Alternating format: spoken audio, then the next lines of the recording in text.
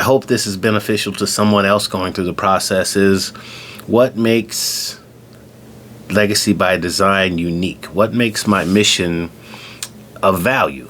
And I really believe that the value of Legacy by Design is the fact that it is helping individuals and organizations, like my mission says, not only learn positive growth systems, but prepare for the future.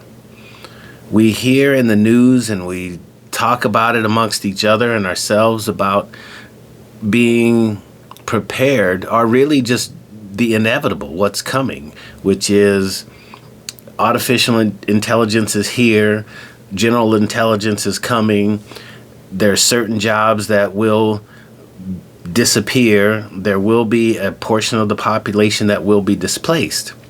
And I don't say that from a doom and gloom perspective. I don't say that so that you are scared or concerned for the future. I say that to give you a sense of control and agency, to know that you can deal with whatever's coming, that this is, although to a larger scale, this is the nature of progress and human existence. We've had these things occur and displaced segments of the population,